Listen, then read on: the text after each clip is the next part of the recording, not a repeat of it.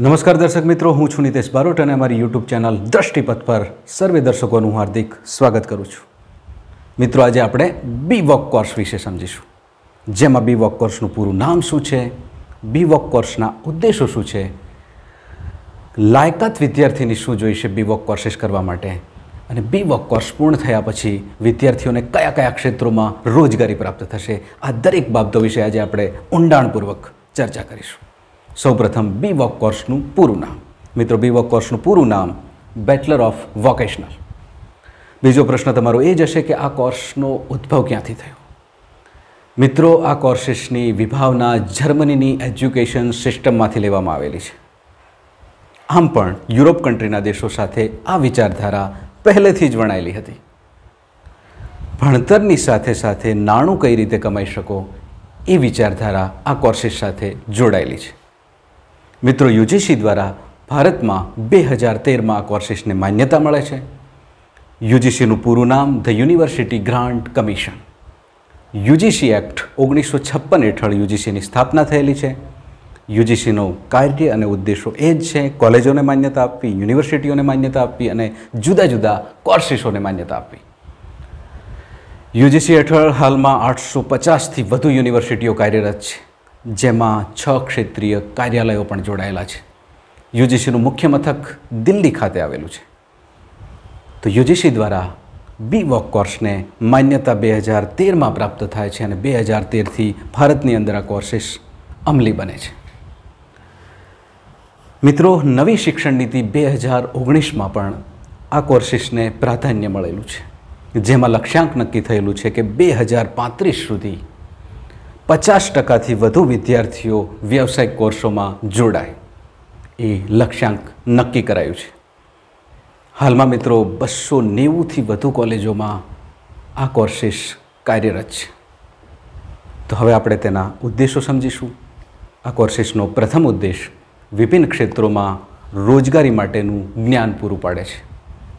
Technical ક્ષેત્ર હોય કે ભલે સાયન્સને લગતું ક્ષેત્ર હોય, વ્યવસાયિક ક્ષેત્ર હોય, કોઈ પણ ક્ષેત્રોમાં તેનું રૂબરૂ ટ્રેનિંગ સાથેનું રૂબરૂ જ્ઞાન આ કોર્सेस પૂરું પાડે છે. બીજો ઉદ્દેશ આધુનિક ક્ષેત્રોમાં કામ કરવા માટેનું જ્ઞાન પણ આપે છે. મિત્રો, દિન પ્રતિદિન ટેકનોલોજીની અંદર બદલાવ થઈ રહ્યો છે અને તેની સાથે દરેક વિદ્યાર્થીને તેનું જ્ઞાન રૂબરૂ મળે, રૂબરૂ અનુભવો મળે, તે માટે આ કોર્सेस વધુને વધુ મહત્વાકાંક્ષી બની જાય છે. ત્રીજો ઉદ્દેશ એ પણ છે કે દરેક વ્યક્તિની ભીતર શક્તિઓનો વિકાસ કરે છે.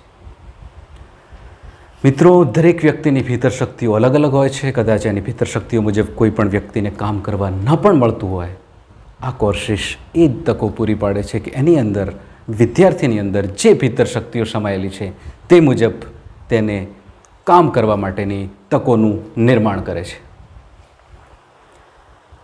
એક ઉદ્દેશ એ પણ છે કે વિદેશ જવા માટેની તકોનું નિર્માણ કરે છે. એટલે કે ઘણા વિદ્યાર્થીઓને વિદેશમાં જવાની ઈચ્છા હોય, આમ પણ વિદેશમાં સ્કિલને વધુ પ્રાધાન્ય આપવામાં આવે છે. તો જે મિત્રોને વિદેશમાં જવું છે તો આ કોર્सेस કરીને વિદેશમાં જઈ શકે છે. વિદેશ માટેના બારણા ખુલ્લા થઈ જાય છે. આ કોર્सेस વિદેશમાં જવાની તમામ તકો પૂરી પાડે છે. મિત્રો, હવે બીવોક કોર્સ કરવા માટે લાયકાત શું જોઈશે તેના વિશે સમજીએ. મિત્રો, બીવોક કોર્સ કરવા માટે 10 પાસ વત્તા 2 વર્ષનો ITI કોર્સ કરેલો હોવો જોઈએ. જો આવું નથી કરેલું તો એક બીજો પણ ઓપ્શન છે.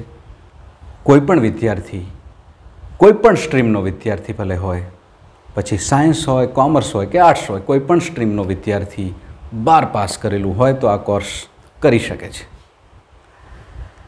આ કોર્सेसમાં વિદ્યાર્થીની વયમર્યાદા શું છે તો વયમર્યાદા 16 વર્ષથી 45 વર્ષ સુધી નક્કી કરવામાં આવેલી છે. મિત્રો, આ કોર્सेसના આધારે 12 પાસ પછી 50% કે 60% હોવા જરૂરી છે, કારણ કે અમુક કોલેજો મેરિટના આધારે પણ એડમિશન આપતી હોય છે અને અમુક કોલેજો એન્ટ્રન્સ એક્ઝામ પણ લેતી હોય છે. તો આ બંનેનું મહત્ત્વ સ્વીકારી અને વિદ્યાર્થીઓએ આ બાબતમાં આગળ વધવું જોઈએ. મિત્રો, આ તો હતી બીવોક કોર્सेस વિશેની પ્રાથમિક બાબતો. હવે હું તમારા પ્રશ્નોને વાચા આપીશ. તમારો પ્રશ્ન પ્રથમ એ જ હશે કે આ કોર્सेस માટેની કોલેજ ફી શું હશે. તો મિત્રો, આ કોર્સીસની કોલેજ ફી સરકારી કોલેજોમાં 15,000, 25,000, છેલ્લામાં છેલ્લી એપ્રોક્સ 30,000 સુધીની કોલેજ ફી વાર્ષિક હોઈ શકે છે. જ્યારે ખાનગી કોલેજોમાં 2,50,000 સુધીની વાર્ષિક ફી હોઈ શકે છે.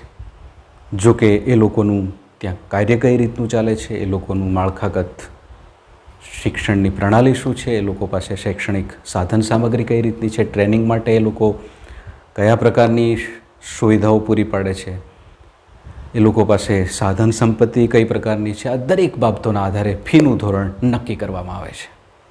બીજો પ્રશ્ન તમારો એ પણ હશે કે એડમિશન ક્યારે મળે. તો મિત્રો, જુલાઈ માસમાં આ કોર્સીસની એડમિશન પ્રક્રિયા શરૂ થતી હોય છે.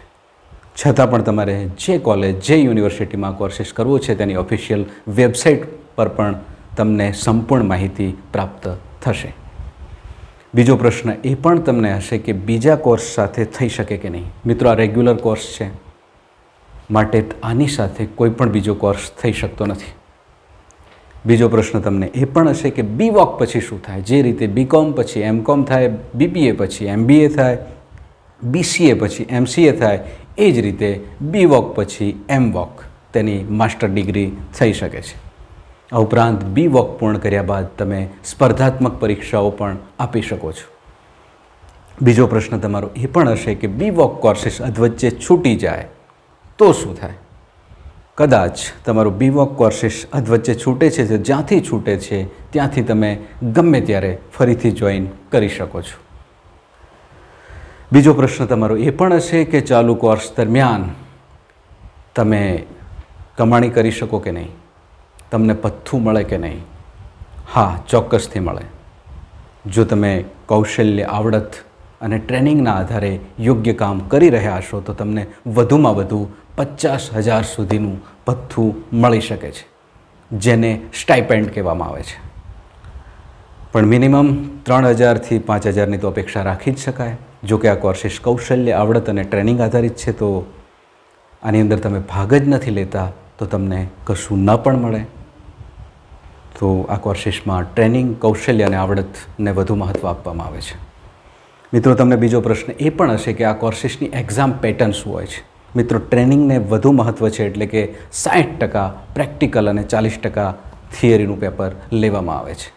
બીજો પ્રશ્ન મિત્રો તમારો એ પણ હશે કે આ કોર્સીસનો સમયગાળો કેટલો. એટલે કે આ કોર્સીસનો સમયગાળો 3 વર્ષ એટલે કે 6 સેમેસ્ટરથી આ કોર્સીસ બનેલો છે. બીજો પ્રશ્ન તમારો એ પણ હશે કે આ કોર્સીસ અધવચ્ચે છૂટી જાય તો શું પ્રાપ્ત થાય. જો કોઈ પણ વિદ્યાર્થી 1 વર્ષ કમ્પ્લીટેડ કરે છે તો તેને ડિપ્લોમાનું સર્ટિફિકેટ પ્રાપ્ત થાય છે. જો 2 વર્ષ કમ્પ્લીટેડ થશે તો તેને એડવાન્સ ડિપ્લોમાનું સર્ટિફિકેટ મળવાપાત્ર છે. જો 3 વર્ષ કમ્પ્લીટેડ થશે તો તેને ગ્રેજ્યુએટનું સર્ટિફિકેટ મળશે. બીજો પ્રશ્ન વિદ્યાર્થીઓનો એ પણ હશે કે BTechથી આ કોર્સીસ કઈ રીતે અલગ પડે છે. તો એક જ રીતે અલગ પડે છે કે BTech કોર્સીસનો સમયગાળો 4 વર્ષનો છે, જ્યારે આ કોર્સીસનો સમયગાળો 3 વર્ષનો છે. ઘણા મિત્રો એ પણ પૂછતા હોય છે કે ટ્રેનિંગ કઈ રીતે આપવામાં આવે છે. તો ખાસ ટ્રેનર દ્વારા વિશિષ્ટ પ્રકારની તાલીમ આપવામાં આવે છે. તેને મશીન પણ આપવામાં આવે છે. જે ક્ષેત્રમાં કામ કરવાનું હોય છે તેના અગાઉથી રૂબરૂ અનુભવો પૂરા પાડવામાં આવે છે. આ તેની એક વિશેષ બાબત છે. ઘણા મિત્રોનો એજ્યુકેશન લોન બાબતે પણ પ્રશ્ન હોય છે. તો જે વિદ્યાર્થીઓને 80% કે તેથી વધુ ટકા પ્રાપ્ત થયેલા છે તો તેવા વિદ્યાર્થીઓને એજ્યુકેશન લોન મળવાપાત્ર છે. બીજો પ્રશ્ન તમારો એ પણ હશે કે ટ્યુશન ફી માફ મળે કે ન મળે. તો જે વિદ્યાર્થીઓને 80% કે તેથી વધુ ટકા પ્રાપ્ત થયેલા છે તો તેમને 100% ટ્યુશન ફી માફ મળે છે. અથવા જે વિદ્યાર્થીઓના પિતા દેશ માટે વીરગતિ પામેલા હોય તેવા વિદ્યાર્થીઓને પણ 100% ટ્યુશન ફી માફ મળે છે. બીજો પ્રશ્ન તમારો એ પણ હશે કે BComથી BVoc કોર્સ કઈ રીતે અલગ પડે છે. બસ એક જ રીતે અલગ પડે છે કે BComમાં માત્ર થિયરિકલ જ્ઞાન જ આપવામાં આવે છે, જ્યારે BVoc કોર્સની અંદર થિયરી અને પ્રેક્ટિકલ બંનેનો સમન્વય જોવા મળે છે. બીજો પ્રશ્ન તમારો એ પણ હશે કે કઈ ભાષાની અંદર, ભાષાનું માધ્યમ શું હશે આ કોર્સીસ. તો જે તે પ્રાદેશિક ભાષાઓમાં આ કોર્સીસ અવેલેબલ છે. આ ઉપરાંત હિન્દી, અંગ્રેજી, ખાસ કરીને અંગ્રેજી માધ્યમમાં આ કોર્સીસ વધુ જોવા મળે છે. જે લોકોને વિદેશ જવું છે એ લોકોને મારી સલાહ એ જ રહેશે કે અંગ્રેજી માધ્યમમાં જ કોર્સ કરવો જોઈએ. જો કે BBA BCA આ કોર્સિસ પણ અંગ્રેજી માધ્યમમાં જ હોય છે, તેથી અંગ્રેજીથી ડરવાની કોઈ જરૂર નથી. એક બીજું બેનિફિટ એ છે કે આ કોર્સિસનું પ્રથમ વર્ષ બેઝિક ઇંગ્લિશથી શરૂ થાય છે, એટલે કોઈ પણ મુશ્કેલી વગર, કોઈ પણ ગભરાહટ વગર આ કોર્સિસ આપણે કરી શકીએ છીએ, એ પણ અંગ્રેજી માધ્યમ સાથે. જો કે ગુજરાતની અંદર ભાવનગરમાં લોક ભારતી યુનિવર્સિટી આ કોર્સિસ ગુજરાતી માધ્યમમાં પણ ત્યાં અવેલેબલ છે. આ તો આ કોર્સિસ વિશેની મહત્ત્વની બાબતો. હવે તમને પ્રશ્ન એ પણ હશે, કયા કયા કોર્સિસ આ કોર્સની અંદર અવેલેબલ છે? તો મિત્રો, હોટલ મેનેજમેન્ટનો કોર્સ થઈ શકે, telecom, computer, metal construction, agriculture, multimedia, software development, automobiles, fashion designing, આ ઉપરાંત ફૂડ પ્રોસેસિંગ, ફાઇનાન્સ અને મેનેજમેન્ટ, જર્નાલિઝમ એન્ડ કમ્યુનિકેશન, આવા ઘણા બધા કોર્સિસ થઈ શકે છે. બીજો પ્રશ્ન તમારો એ પણ હશે કે કયા કયા ક્ષેત્રોમાં જોબ મળી શકે? તો મિત્રો, કોમ્પ્યુટર ઓપરેટર તમે બની શકો છો, એકાઉન્ટન્ટ તમે બની શકો છો, ફૂડ ટેકનોલોજીસ્ટ તમે બની શકો છો, વોકેશનલ ટીચર પણ બની શકો છો, બાયોકેમિસ્ટ બની શકો છો, મેનેજર બની શકો છો, ટૂલ રૂમ આસિસ્ટન્ટ બની શકો છો, ટેકનિકલ એક્સપર્ટ બની શકો છો, બ્યુટિશિયન બની શકો છો અને ફોટો ટેકનિશિયન પણ બની શકો છો. આ કોર્સની અંદર મુખ્ય બાબતો બસ આ જ હતી. છેલ્લે દર્શક મિત્રો, મારી સલાહ, શું આ કોર્સિસ કરવો જોઈએ કે નહીં? હા, બિલકુલ કરવો જોઈએ, પરંતુ અમુક બાબતોની ચકાસણી કરી લેવી જોઈએ. જેવી કે તમે જે કોલેજ કે યુનિવર્સિટીમાં કોર્સિસ કરવા માગો છો ત્યાંનું ભણતર અંગેનું વાતાવરણ કેવું છે, ત્યાં ભૌતિક સુવિધાઓ કેવી છે, ટ્રેનિંગ આપવામાં આવે છે કે નહીં તે પણ જોવું જોઈએ, કારણ કે આ ટ્રેનિંગ સાથે જોડાયેલો કોર્સિસ છે.